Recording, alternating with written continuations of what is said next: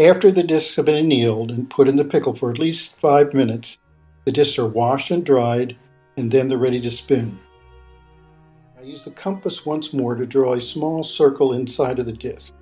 This is going to be a guide for the follow block, the bit of wood that holds the disc evenly against the foot of the chuck we made in part 2.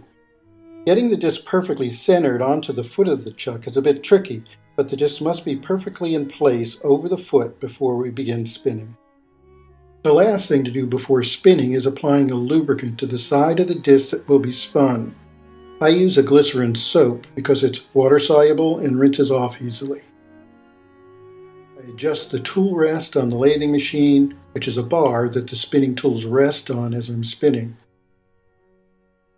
Once the machine is turned on, I rest the tool up against the pin in the tool rest and then push the tip of the spinning tool against the copper disc. You can immediately see the copper disc start to form the shape of the chuck behind it. I have to make sure that the pin is in the right position on the tool rest to give me the right amount of leverage for the pressure that will be applied to the disc.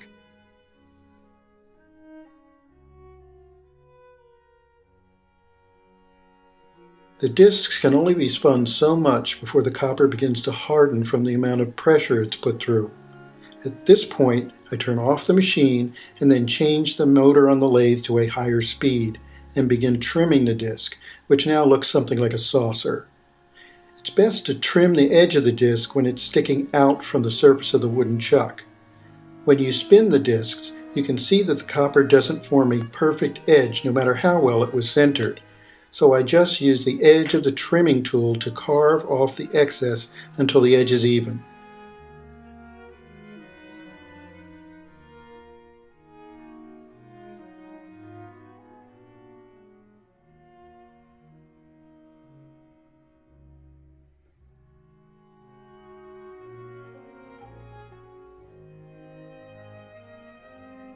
After I trim the copper, I lower the motor speed again and then use a hand file to refine the edge.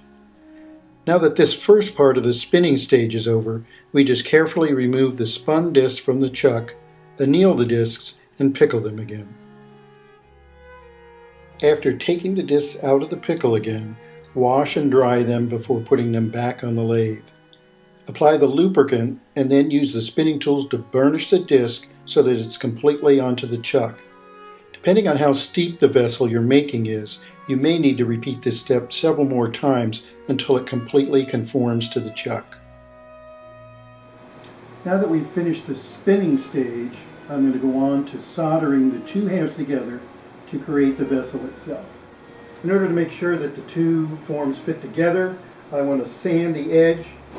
I put a sandpaper on a flat hard surface and sand the edge like this.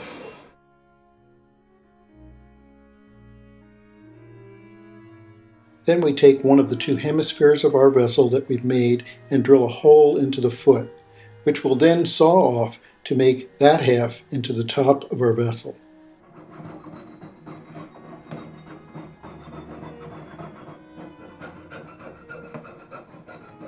Set the two halves up for soldering on a rotating annealing pan, making sure they are perfectly aligned.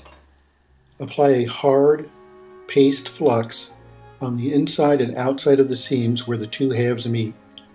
I start heating the vessel with the acetylene torch, rotating the pan as I'm doing this so that both of the discs become evenly heated.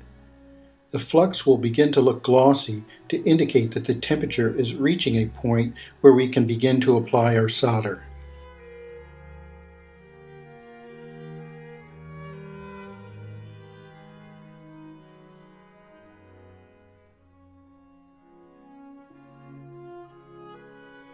I am using a hard silver solder wire to feed into the seams. The flux paste we applied on the inside and out will make sure the solder flows evenly between the two seams.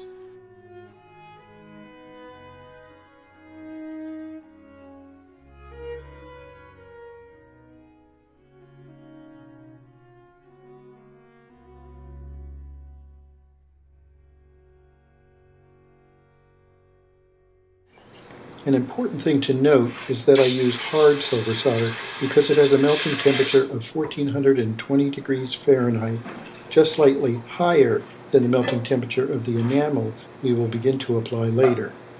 We're almost done with the soldering. In the next video, I'm going to show you how to form the foot and solder it on, and then we'll go on to applying the base coats of enamel.